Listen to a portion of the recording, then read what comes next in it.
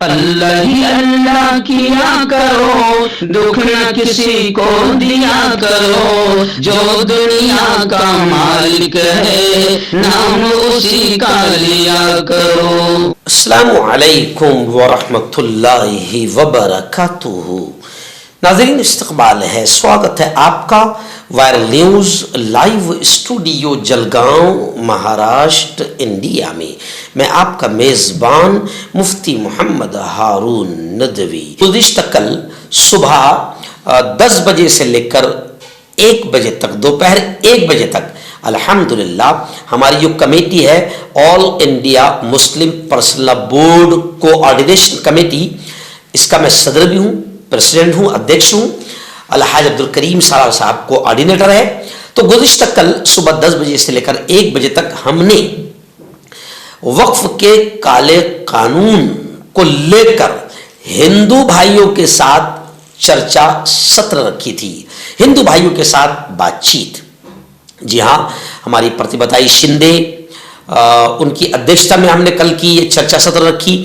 ایسے ہی مکنجی سپکاڑے اور بھی ہندو بھائی بڑی تعداد میں آئے تھے، اور ہم نے یہ وقف کا کالا قانون، حکومت کی بدماشی کیا ہے، شریعت اسلامی قانون وقف کے بارے میں کیا کہتا ہے، سنویدھان کیا کہتا ہے، پہلے یہ قانون کیسا تھا، کتنا مضبوط تھا، اور اب یہ مکار غدار سرکار کس طریقے سے وقف کی لوٹ مار کا ایک نیا قانون لائی ہے، ان تمام چیزوں کو لے کر ہم نے کل چرچا ستر رکھا تھا۔ کیونکہ ہمارا ایک مقصد یہ بھی ہے، ہم لوگ جن جاگرکتا ابھیان چلا رہے ہیں، لوگوں میں بیداری پیدا کر رہے ہیں وقف کو لے کر۔ تو پہلے ہم نے مسلمانوں کو سمجھایا سب سے پہلے کہ بھئی وقف کیا ہے، کیونکہ مسلمانوں کو بھی بہت سارے نہیں معلوم تھا۔ وقف کی شرعی حیثیت، وقف کی قانونی حیثیت، یہ ہم نے مسلمانوں کو سمجھایا۔ اور اب مودی سرکار جو بدماشی، غداری اور مکاری کر کے ہندو اور مسلمانوں کو لڑانا چاہتی ہے اور نیریٹو، ایک غلط ماحول اور جھوٹ سے کام لے رہی ہے، ان تمام چیزوں کو لے کر اب ہم ڈائریکٹ ہندو بھائیوں کے پاس بھی جا رہے ہیں اور ان کو سمجھا رہے ہیں کہ کس طریقے سے یہ وقف کا کالا قانون سنویدھان کے خلاف ہے، ملک اور مانوتا کے خلاف ہے، کس طریقے سے یہ قانون وقف کی جائیداد کو ناپاک طریقے سے قبضہ کرنے کے لیے مودی نے لایا ہے، اور کیا ناپاک نیت ہے۔ ان تمام چیزوں کو لے کر ہم جگہ جگہ جا رہے ہیں۔ گزشتہ کل کا اقرا یتیم کالج میں ہوا ہندو بھائیوں کے ساتھ چرچا ستر بے حد کامیاب رہا۔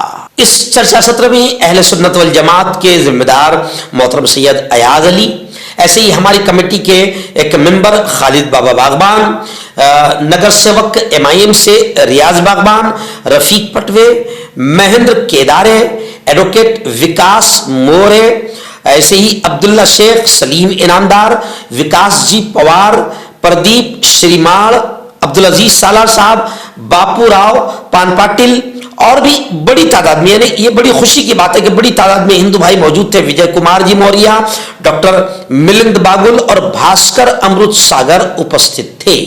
یہ چرچا ستر ہندو بھائیوں کے ساتھ بے انتہا کامیاب رہی۔ یہ تمام تعریفیں اسی کو سوا ہے۔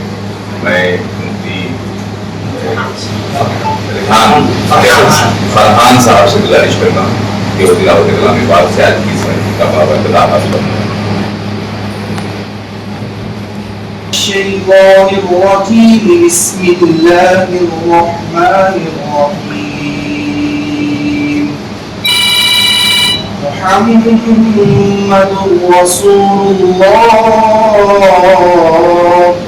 والذين معه أشداء على الكفار رحماء بينهم आमच्या कमिटीचे अध्यक्ष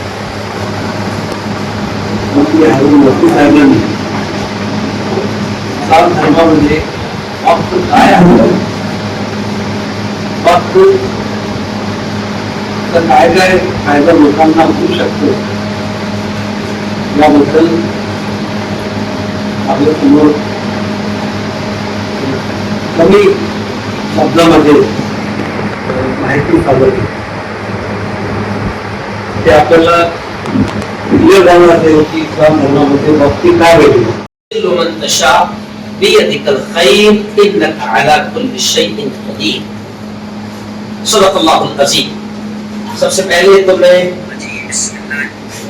آل India Muslim personal board coordination committee کا صدر ہونے کے ناطے آپ تمام کا جو یہاں پر آئے ہیں، میں ادھیش ہونے کے ناطے آپ تمام کا دل کی گہرائیوں سے سواگت کرتا ہوں.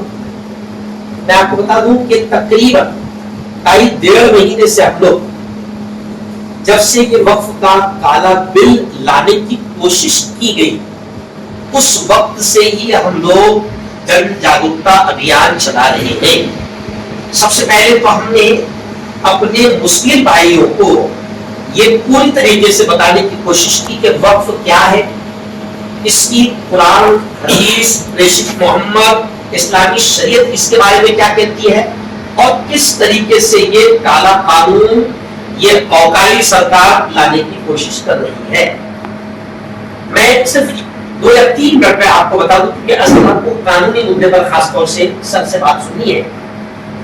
وقف اسلامی شریعت میں پریشت محمد نے، پوتر قرآن نے، اسلامی شریعت نے یہ آدیش دیا ہے، یہ پیغام دیا ہے.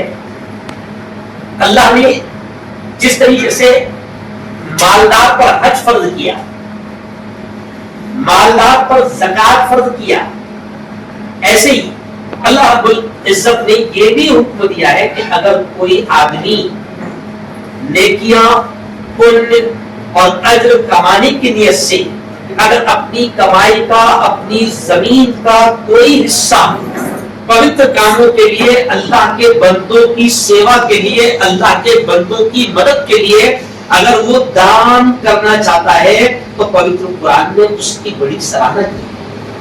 پریشت محمد نے اس کی بڑی سراہنا کی ہے کہ اگر بھگوان نے آپ کو کچھ دیا ہے تو آپ اس کے بندوں کی سیوا کے لیے کچھ نہ کچھ دان کرو. جیسے رمضان میں آپ نے دیکھا ہوگا کہ مسلمان زکات دیتے ہیں. ہمارے پاس میں 2.5% زکات باقاعدہ اسلامی شریعت کے اعتبار سے ہر مالدار پر فرض ہے، کمپلسری ہے.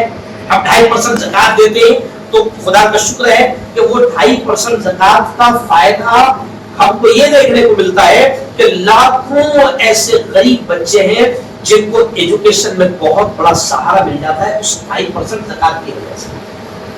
بہت بڑا سہارا ہے. لاکھوں بیواؤں، اناتھوں کو، یتیموں کو بہت بڑا سہارا ملتا ہے. تو 2.5% سال میں ایک مرتبہ شریعت کے اعتبار سے اللہ نے ہم پر فرض کیا ہے، وہ بھی مالدار پر.